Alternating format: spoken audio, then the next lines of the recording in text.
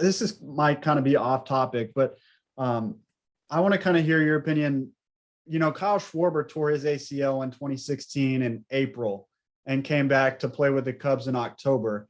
He's nowhere near the kind of shape that Ronald Acuna Jr. is. And they've kind of, I think, milked this. Like you said, Acuna's the face of the franchise. You don't want to rush him back, but I'm kind of interested to think maybe why they've not milked the process, but taken the usual recovery time for Acuna, because he's not an average Joe when it comes to an athlete. He's a freak of nature.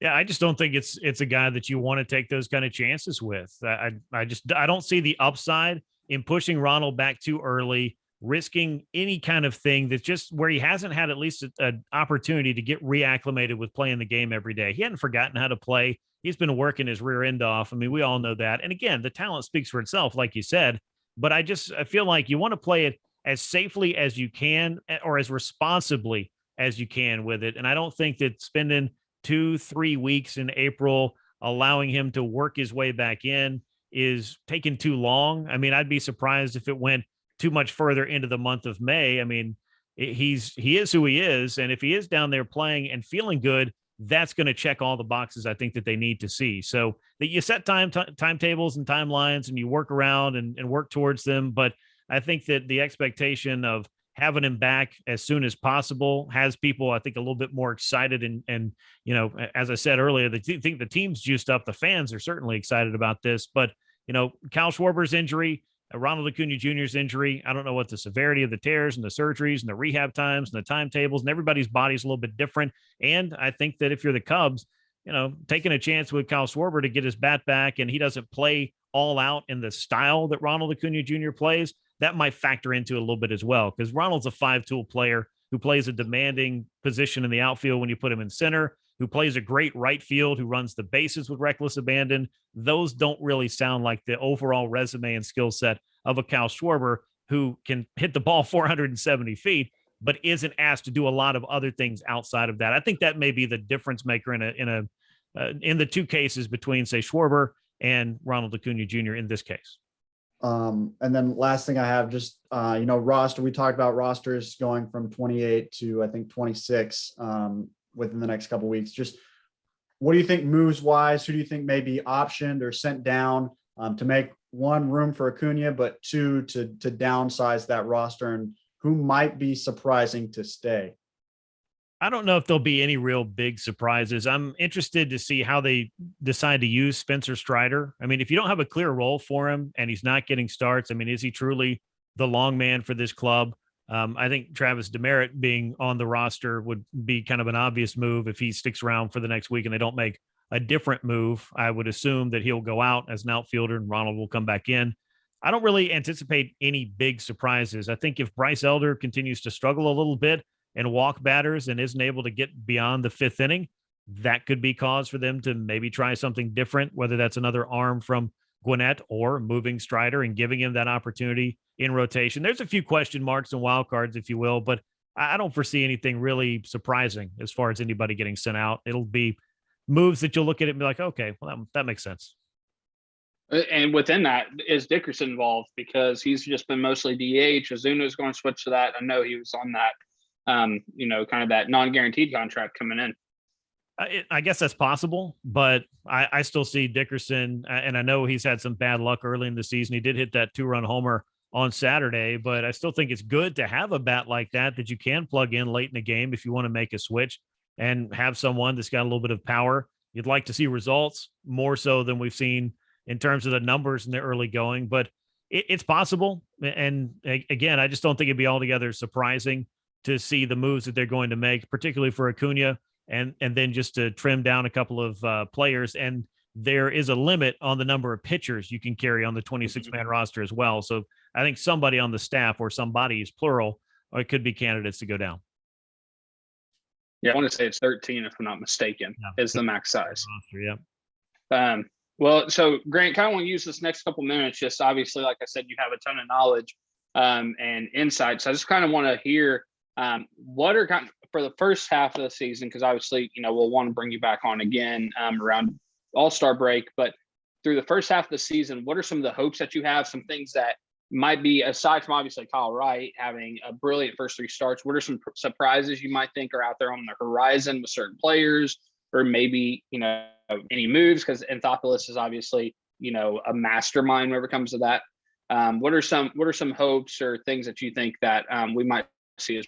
Yeah, I don't know that there'll be altogether that many moves like big trades or that kind of thing before we get to the deadline. You hope you don't have to make a whole bunch of big trades this year to replace guys who have been hurt and that you don't have. I mean, that changed the trajectory of the club last year, but it did so in such a crazy and unprecedented way where you went off and won the World Series without arguably your best player who got hurt. And that was the reason that you had to go make all these moves. But if he hadn't done what he did last year, he being Ronald, hadn't played as well as he played, and say the Braves are 10 games under 500 when he gets hurt, they're not making any of those trades. So I know a lot of people have kind of jokingly asked, well, he wasn't even around when they won the World Series. Did they really need him for that? Let me tell you, he makes them better. He will make them better, and they will figure out ways to win. And it will look a little different in 2021, which will look a little different in 2020, and so on and so forth. If we want to track all the way back through the 90s, different clubs, different years, different chemistry, I think, in that group. And you've changed a lot of pieces that it's going to take a little bit of getting used to. I mean, we haven't really talked about Freddie Freeman on this, and, justifiably, he's off with the Dodgers. We've already seen the reunion. That's great. Matt Olson's come in. He is hitting extremely well, and he's going to be here for 8 years. Seeing how this club starts to really congeal and come together, I think is going to be the thing to watch in the first half. You want to see healthy Charlie Morton. You want to see effective Max Fried, doing the things that he did, just continuing on his success. You want to see Kyle Wright be able to replicate what he's done early on and just be a dependable starter every 5th day. And for Ian Anderson, too, to make some adjustments and be able to get back into more of, the getting beyond the 5th and 6th inning, thanks to some of his control problems from time to time. Just refinement, I guess, would be the word for that. Marcell Ozuna coming back, doing what he's done thus far. He looks like more the guy from 2020 than the guy who struggled in his brief time in 2021. That's one that you want to see. And with the changes in the late innings of the bullpen, if Kenley Jansen is the guy that he was more times than not for the Dodgers, that's a group that's going to figure it out over time. Just maybe have to find some roles and get some reps out there and repeat some performances to start feeling like you did. It takes a little while, I think, for teams sometimes to warm up and to start feeling themselves a little bit as a group. And this is no different. I mean, the truncated spring training didn't really allow them a lot of time to get to know each other. But, for most of them, there's a lot of returners. I mean, Eddie Rosario is going to play better than he has in the first 3 weeks. Dansby, the same thing. Adam Duvall, the same thing. Just the big question is when? When are these guys going to turn it on? Is everybody going to be able to get going mostly in the same direction at the same time? And then, the coup de grace is, can Ronald Acuna Jr. come back and just be the guy that he was and then some before? Because he's already on record saying, I feel better than I ever have before. So National League teams, American League teams, any team that faces the Atlanta Braves should be very scared if that is in fact the reality for this club. Those are things I'm looking at in the first half, and we'll see what happens when we roll into the trade deadline, what the Braves need. Maybe the rotation gets an upgrade at that point. I kind of thought they would over the winter, but other than that, I mean, I think this is a group that can win, and they haven't put it all together yet, but they have that chance to do so, and hopefully they start with the Cup Series. Absolutely. And this is the last question I have, because obviously we talked about on last episode, me, Jordan, Nick, and every Braves personality, fan has talked about it, but I want to hear your thoughts. What have your thoughts been, leading up to obviously the Dodgers series, but everything that was going on with the whole Freddie, the media, Acuna, what are your thoughts with that? Kind of being a media personality, what were your thoughts about how all of that went down and et cetera? I think that, just kind of going through how I felt about what the best fit was heading into the winter, I really expected Freddie Freeman to be back. In any interview that I did or any appearance I did, I said, look, I think Freddie Freeman will be playing first base for the Braves until he puts on another uniform. So I kind of thought that if it did change, that he'd be the one that made that decision. I was surprised to see the Matt Olson trade happen before Freddie Freeman signed. I think everybody was. I think Matt Olson was, for that matter. But there's just not a lot of time, I think, to really dwell on that if you're the Braves and you didn't feel like you could get the deal done. I know Chipper Jones made some appearances, made the rounds right after all of that, and said, I told Freddie that this could go this way. And he had opportunities to be a Brave if he wanted to. And I would kind of echo that last part of that sentiment. I can't speak to what it's like to negotiate with Alex Anthopoulos. I haven't done it.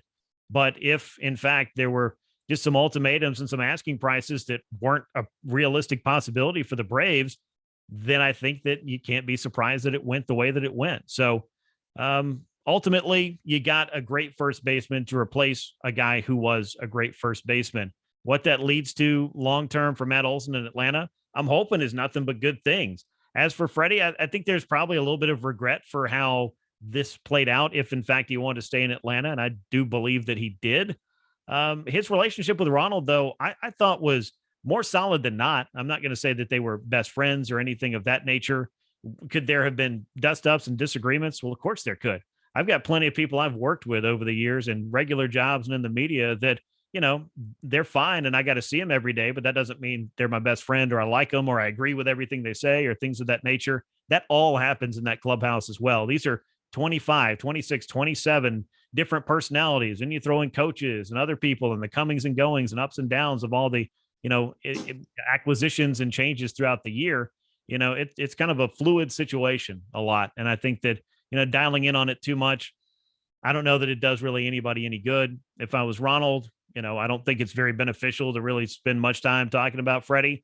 I'd be surprised if he said anything again. And if his comments were out of context or whatever, that's fine too. Everybody's got an opinion. I don't know if anybody's more right or wrong in this, but the fact is that, life moved on for the Braves at first base. Freddie Freeman moved on to the Dodgers. I think there's the one side of it where you look and you thank the guy for everything he did, including helping you win a World Series.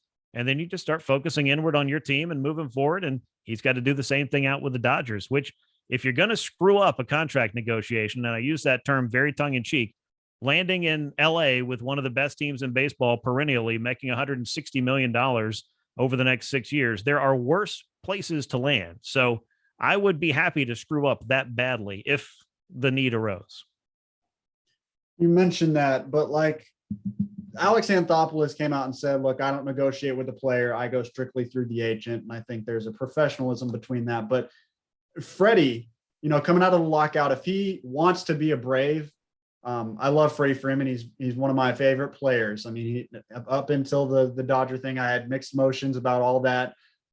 But for somebody that wanted to stick with Atlanta, you'd think that he would have either gone through his agent more and tried to get more updates, or would have gone straight to Alex Anthopoulos at some point in time when it was a week after the lockout and he really hadn't heard anything. I think his agent took most of the power over, and I think his agent was really the one that was like, I don't want you in Atlanta anymore.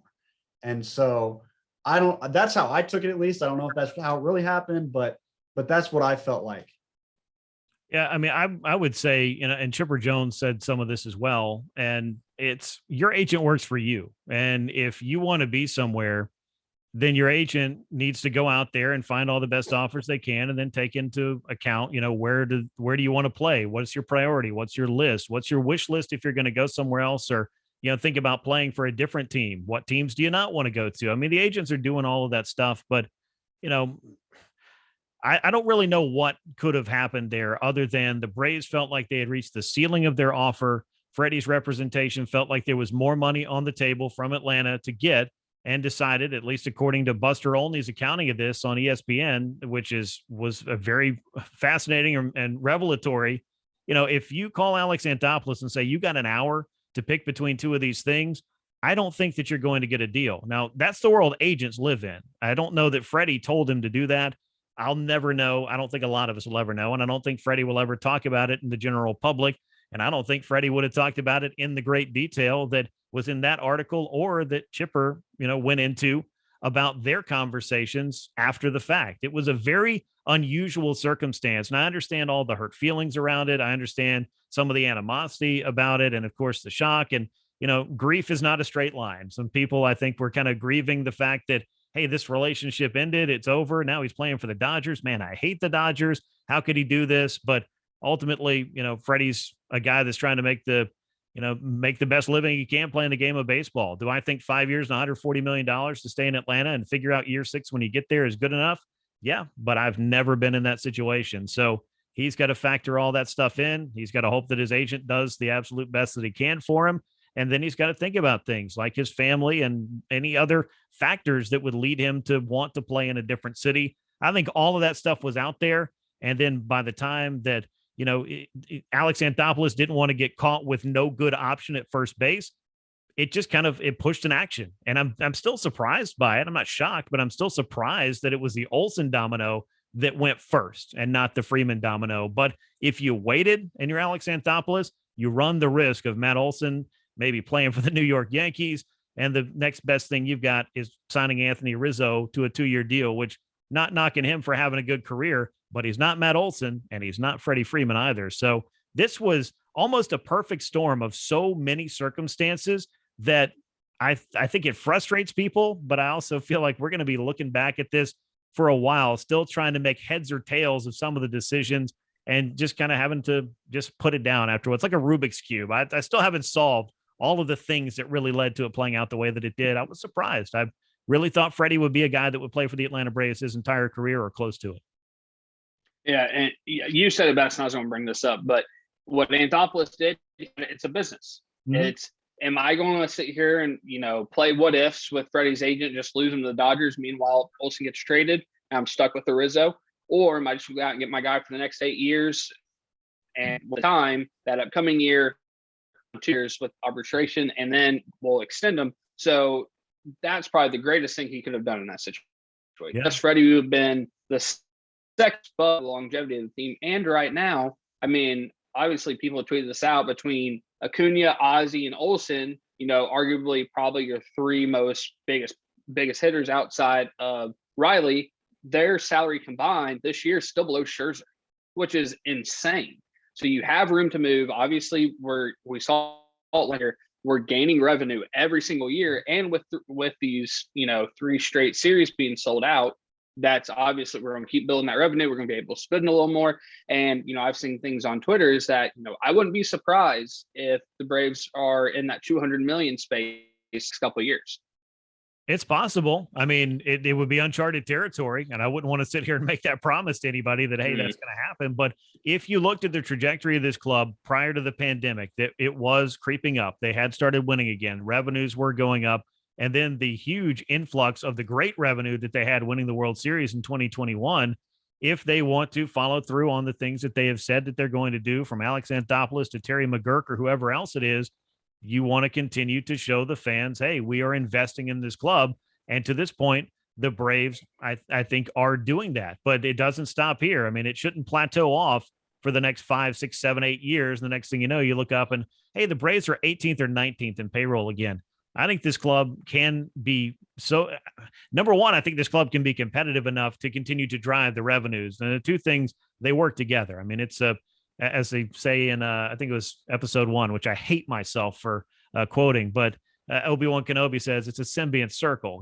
What happens in one column is going to affect the other column. You win on the field, that's the best promotion there is. You really cannot top that. And if you have ownership that really looks at that and says, hey, we've got a money-making machine here, and the more that this club wins and the deeper we go into October and the more tickets and the more merchandise and the more things that we sell, the more money we make and the happier these fans are and the more money they spend, and it goes on and on and on and on forever. If they can figure out a way to tap themselves into one of those kind of cycles, which I kind of feel like they have wandered into with an unprecedented run to winning a World Series, this has unlocked some doors, I think, for the Braves for spending that 3, 4, 5, 6 years ago we wouldn't have been talking about. Well, Grant, we appreciate you hopping on this episode so much. It's always great being able to talk to you. We love just following you on Twitter, seeing things that you have to say. You're like I even DM'd you on Instagram. You're a phenomenal human. We appreciate you so much. And it's all to have you on the show. Just being able to talk baseball, because it can be really easy for people to let their thoughts or their emotions get in the way of, thoughts, kind of seeing the stats and going off of that, and inside as well. So we really do appreciate you being on. And we appreciate everybody else being on or listening to this episode. Please like, subscribe. We're on YouTube. Be sure to like on that, because that's obviously going to help us a little bit more since we're brand new to it. Be sure to follow us along. So we appreciate it so much. And we hope that y'all have a great week. We look forward to seeing you next week, and chop on.